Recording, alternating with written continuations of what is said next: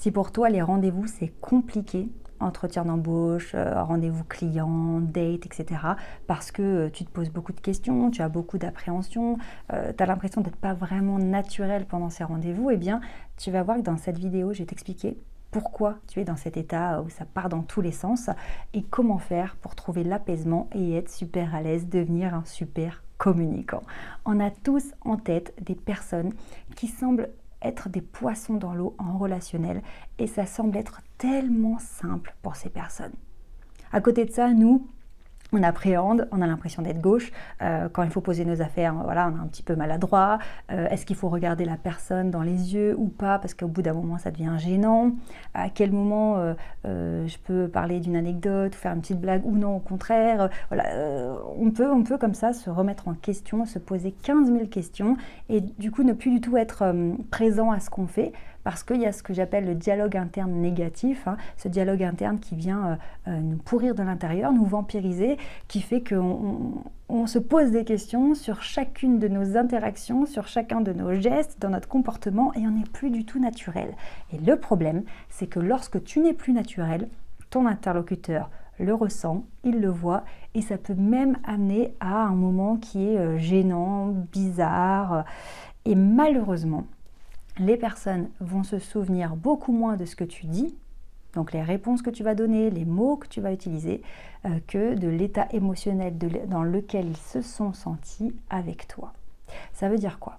Ça veut dire qu'il vaut mieux moins travailler ses réponses et plus travailler sa capacité à connecter avec l'autre, à créer une atmosphère agréable, etc., que être concentré sur les mots intelligents que je veux dire, et être complètement bloqué sur la communication donc paraverbale et non verbale, donc la forme du message, l'intonation de ta voix, ton regard, les expressions du visage, ta gestuelle, ta posture, parce que c'est ce qui va le plus toucher tes interlocuteurs. Le problème, c'est que souvent on a ce réflexe de se dire il faut que je connaisse bien mon sujet, il faut que je sois prêt à répondre à toutes les questions. Et oui, c'est vrai, mais attention à ta façon de communiquer parce que c'est ça qui va laisser une empreinte. Donc ce que je veux que tu comprennes aujourd'hui, c'est que si tu n'es pas à l'aise en rendez-vous, eh bien ça se travaille, d'accord? Alors en fonction de là où tu te situes, il y aura plus ou moins de travail, je ne vais pas te mentir. Moi-même, je suis passée par là et je peux te dire qu'à chaque rendez-vous, à chaque fois que j'avais une interaction avec quelqu'un, c'était mal de ventre, transpiration excessive, le cœur qui palpite tellement que j'avais l'impression qu'il allait sortir de ma poitrine. C'était des tremblements parfois, j'avais les cuisses qui tremblaient tellement j'étais stressée. Et pour des choses totalement anodines, d'accord? Un rendez-vous ou une interaction que quelqu'un qui a confiance en lui va te dire quoi, qu'est-ce qu'il y a, enfin voilà, il n'y a rien de spécial, quoi. Et bien moi, à côté de ça, ça me mettait dans des états de folie, et parce que je n'avais pas confiance en moi, peu d'estime de moi, et du coup, chaque chose que j'allais dire, chaque réponse que j'allais donner, chaque question que j'allais poser, je me demandais si c'était bien ou pas de le faire, si j'avais l'air intelligente ou ridicule, si j'embêtais la personne ou non, ou si j'avais l'air peut-être trop fermée, enfin... C'était une torture psychologique. Donc, si c'est ton cas, alors peut-être pas à ce point-là, mais je veux dire, en tout cas, si t'es pas très à l'aise en rendez-vous, sache que vraiment, il y a des clés à connaître et des choses à développer, à travailler pour que ce soit spontané, fluide, normal, naturel et que tu sois un super communicant et que tu fasses partie de ces super communicants voilà, que l'on décrit comme des personnes qui sont super à l'aise en relationnel, donc c'est totalement possible. Si tu veux savoir à quel niveau tu te situes, je t'invite vraiment à télécharger le test que j'ai développé. Donc ça s'appelle le test du charisme, c'est totalement gratuit. Ça te permet en quelques questions de te situer sur 5 niveaux et tu sauras immédiatement te positionner et savoir ce qu'il y a à travailler pour passer au niveau supérieur. Donc si tu veux télécharger ce test qui est totalement gratuit, c'est très simple. Tu regardes sous cette vidéo, tu cliques sur le lien du test et tu rentres ton email et tu verras que tu vas recevoir le test et tout de suite tu vas dire ah oui carrément, cette situation ça me parle totalement, ah bah oui dans ce cas-là moi je ferais ça, bah oui. Et voilà, et je sais quoi travailler pour me sentir mieux dans mes baskets, pour être plus à l'aise, plus convaincant, plus captivant, etc. Donc télécharge tout de suite ce test, ça va énormément t'aider. Donc, pourquoi on bascule parfois dans des états de grande difficulté en rendez-vous? Eh bien, c'est très simple. C'est simple et pas si simple. On a une partie du cerveau qui est consciente, d'accord? J'ai conscience que je suis en face de cette personne, j'ai conscience que je suis assise sur une chaise, voilà. Voilà, j'ai l'impression que je pilote, que je décide de ce que je vais dire, ce que je vais faire. Mais en réalité, pas tellement. Parce que 90% de notre comportement, c'est du pilotage automatique, c'est le cerveau inconscient qui va réagir. C'est pas pour rien que par exemple on a la jambe qui commence à sautiller quand on est impatient, qu'on est stressé. On ne se dit pas consciemment, tiens, comme je m'ennuie ou comme je suis stressée ou comme j'ai envie que ça aille plus vite, je vais me mettre à faire sautiller ma jambe sous le bureau. Non, c'est pas quelque chose de conscient. On fait sautiller cette jambe et on ne s'en rend même pas compte. Et donc ça, c'est une illustration d'un comportement inconscient par rapport à une émotion, par rapport à un état d'esprit, par rapport à une pensée. Eh bien, tout fonctionne comme ça. Si tu es persuadé que tu es légitime dans la situation, que tu n'as rien à te reprocher, que tu as des choses à apporter, que tes remarques, tes idées, tes réflexions sont intéressantes, eh bien, cette pensée que tu as de toi va se traduire dans ton comportement spontanément. Donc tu auras une posture qui est ancrée, tu auras voilà, des mains qui se permettent d'illustrer tes propos de manière naturelle. Tu auras donc des gestes illustrateurs et non pas des gestes parasites qui viennent montrer que tu stresses, que tu n'es pas bien, etc.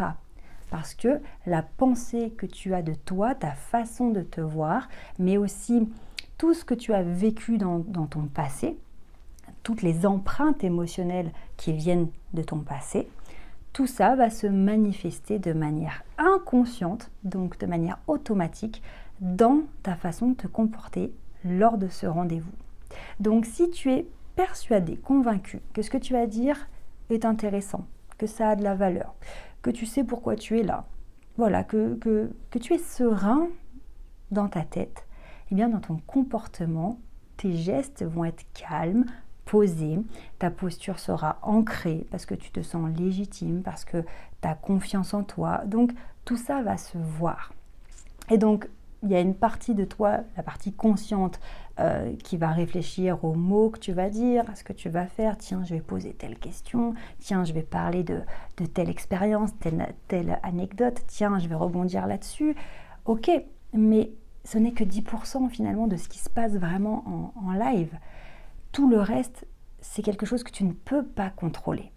Et d'ailleurs, on le sait tous, quand on stresse lors d'un rendez-vous, on ne contrôle pas le fait de devenir tout rouge, on ne contrôle pas le fait de transpirer, d'avoir la voix qui tremble, de ce qu'on appelle le déglutir à vide, parce qu'il y a beaucoup de tension. On ne contrôle pas le fait d'avoir une respiration très courte ou d'être en apnée, de trembler. Toutes ces choses, on ne les contrôle pas. Donc ça veut bien dire qu'il y a une grosse partie de notre comportement qui nous échappe et qui est en pilotage automatique. Donc quand on comprend ça déjà, ça nous permet d'arrêter de se dire qu'on n'a pas les capacités à être bon en communication, que nous on n'est pas fait pour ça. Non, on comprend que si on a un comportement qui nous dessert, c'est qu'il y a quelque chose qui fait que automatiquement c'est comme ça qu'on réagit. Et donc ce quelque chose, ce qui est génial et c'est la bonne nouvelle, eh bien on va pouvoir agir dessus. Avant de t'expliquer comment, je voulais vraiment t'expliquer que la méthode que j'ai créée, c'est à partir de ça. Moi-même, j'ai beaucoup de difficultés vraiment à être sociable, à avoir confiance en moi, à aller à des rendez-vous, à être convaincante, à savoir me présenter. Et après 10 ans où j'ai passé mes journées entières sur mon canapé, dans mon lit parce que j'avais des problèmes de santé, quand j'ai décidé de prendre ma vie en main et donc de devenir entrepreneuse parce que c'était la seule voie possible pour moi d'avoir un métier avec mes problèmes de santé, eh bien, je me suis confrontée à ça et tous les rendez-vous que j'avais, toutes ces occasions que j'avais ou dans lesquelles je devais me présenter, être convaincante, être crédible, etc. Tout m'échappait en fait. Je voyais bien que dans mon comportement, ma façon de parler aux gens, j'étais à côté de la plaque, j'étais pas du tout crédible. Et donc ce qui était terrible, c'est que je me disais, je suis nulle en fait, j'ai pas les capacités pour être bonne en communication. Donc j'avais conscience qu'il y avait des choses à apprendre, mais j'avais aussi conscience que quelque chose m'échappait. Que j'avais beau apprendre des techniques de communication, bien articulées, faire attention à ma gestuelle, il y avait quelque chose qui m'échappait. Et c'est vraiment dans cette optique-là que pendant des années, j'ai appris les techniques de prise de parole en public, les techniques de vente, vraiment tout ce qui touche au relationnel, à la communication, savoir gérer ses propres émotions, comprendre les émotions des autres, comprendre le comportement des autres, parce qu'il y a plein de choses qui m'échappaient. Je ne comprenais pas pourquoi les gens se comportaient de telle ou telle manière. Et à partir de là, quand ça m'a aidé, ça m'a énormément aidé à être beaucoup plus sereine, moins stressée, à avoir un comportement beaucoup plus naturel, spontané, et avoir même 10 coups d'avance sur les autres parce qu'on comprend leur état d'esprit, on comprend leur intention, on comprend leurs besoins psychologiques, etc. C'est là où je me suis dit, il faut que je partage tout ça parce que je ne suis pas la seule à avoir des difficultés là-dedans. Et finalement, c'est comme ça que j'ai voulu partager ça aux autres. Et c'est pour ça que je fais ce métier aujourd'hui. Et c'est donc la raison pour laquelle j'ai développé la méthode STER, qui signifie Système de transformation pour l'autonomie. Autonomie affective, autonomie sur la confiance, autonomie sur la motivation, etc. On reprend les choses en main. Et l'intelligence relationnelle. Donc, un relationnel qui est facile, qui est spontané, on ne se prend pas la tête. Et tout ça a été construit à travers des années d'expérience et d'expérimentation surtout. Et donc cette méthode que j'ai appelée la méthode STER comme un escalier, c'est vraiment que petit à petit on comprend qu'il nous manque des techniques, on apprend les techniques mais on comprend que ça ne suffit pas. Il faut aussi travailler ce que j'appelle le socle interne, ma confiance en moi, mon estime de moi, mon mindset, quelles sont mes valeurs, quels sont les freins, quels sont mes blocages, etc. pour que tout puisse s'articuler. Donc STER comme un escalier parce que on y va petit à petit et plus ça va, plus on prend confiance en soi, plus les rendez-vous deviennent faciles, naturels, spontanés, plus on comprend les enjeux, on comprend les codes sociaux et tout devient beaucoup plus simple et on fait la paix avec soi-même, on arrête de se juger en se disant ouais en fait regarde je suis pas crédible, ça se voit que je stresse, du coup je suis pas convaincant, mais oh là là ils vont jamais me faire confiance, ils vont jamais me donner ce poste, ces responsabilités, ils vont jamais signer un contrat avec moi, etc. Non, on développe en même temps les techniques dans le relationnel de communication, en même temps on développe l'intérieur et finalement ce gros truc d'inconscient qui nous desservait jusque-là, qui faisait qu'on avait la mauvaise gestuelle, la mauvaise posture, la mauvaise expression du visage, la mauvaise intonation, qu'on faisait tout à côté de la plaque, et bien à force de faire ce travail au quotidien, et bien tout se met en place. Tout se met en place, on est aligné de l'intérieur vers l'extérieur et dans notre communication du langage corporel, l'intonation de la voix, le regard, les mots qu'on utilise, tout devient naturel, aligné, pertinent, logique et waouh, c'est fluide quoi. Donc vraiment, ce qu'il faut comprendre, c'est que si aujourd'hui tu as l'impression que tes interactions t'échappent, tu te dis mais c'est pas possible quoi, je suis pas à l'aise, je suis pas bien, je me pose beaucoup de questions, j'ai peur, j'appréhende, après j'aime pas, je culpabilise de pas avoir fait ci, de pas avoir fait ça, je me sens ridicule, je me sens pas à ma place, je me sens pas écoutée, je suis pas convaincant, je suis soporifique, enfin bref, peu importe comment tu vis la chose, dis-toi que tu peux totalement travailler dessus. Si tu veux travailler ça au quotidien et que tu veux avoir des renseignements sur ma méthode que j'ai développée, la méthode STER, c'est une méthode que je t'enseigne au sein de l'Académie du Charisme, qui est donc un accompagnement en ligne. Et bien dans ce cas-là, si vraiment tu as envie qu'on travaille ensemble et que tu veux en savoir plus, je t'invite à prendre un rendez-vous. Donc c'est un rendez-vous gratuit, tu auras donc un membre de mon équipe au téléphone qui va tout expliquer et ça te permet de faire à cette occasion un bilan sur tes blocages, tes freins, ce qui t'empêche d'avancer et d'être vraiment à l'aise et d'être vraiment performant. Et on parlera ensemble de tes objectifs, etc. Donc vraiment, si c'est une voie qui dit voilà, j'ai besoin de travailler ma communication, j'ai besoin de travailler ma confiance en moi, etc. Prends ton rendez-vous, il suffit de cliquer sur le lien sous cette vidéo et tu vas voir que rien que ce rendez-vous, déjà, il va vraiment te faire avancer. Attention néanmoins, ces rendez-vous sont réservés en priorité aux personnes qui veulent intégrer l'académie, qui ont vraiment un intérêt dans cet accompagnement parce qu'on a beaucoup de demandes. Donc voilà, ça permet de vous expliquer comment ça se passe au sein de l'académie, etc. Et puis de pouvoir vous accompagner déjà dès ce premier rendez-vous. Donc si on prend ce comportement conscient et inconscient, si on voulait l'illustrer, il y a une image que j'ai trouvée géniale. Alors, je ne sais plus qui a trouvé cette image, d'ailleurs dis-moi en commentaire si tu te rappelles de la référence. C'est comme si le cerveau inconscient c'était un éléphant qui marchait dans un sens, d'accord, et que ton cerveau conscient, c'est une fourmi qui marche dans le sens inverse. Donc toi, tu es la fourmi au quotidien, tu es face à la personne, à ton interlocuteur dans ton rendez-vous client, entretien d'embauche, présentation, réunion. Et donc, ton cerveau conscient, qui est donc représenté par la fourmi, c'est ok, allez, j'ai confiance en moi, ça va bien se passer, je vais dire des trucs intelligents, allez, je vais dire ça, ok, j'écoute leurs questions, qu'est-ce que je vais répondre? Donc tu essayes, tu fais vraiment du mieux que tu peux pour être performant. Donc tu es la petite fourmi qui va dans un sens, mais malheureusement ton cerveau inconscient, toutes les émotions qui ont été imprimées au fond de toi à travers différentes expériences que tu as vécues, à travers ton éducation, à travers les croyances que tu as, à travers la façon que tu as de te voir, eh bien tout ça, c'est l'éléphant qui lui va dans l'autre sens. Et donc quand tu essayes d'être convaincant, tu te dis allez, il faut que je sois convaincant, c'est la petite fourmi qui dit allez, prends une voix, prends une voix qui porte. Et bien l'éléphant, ton cerveau inconscient, lui, non.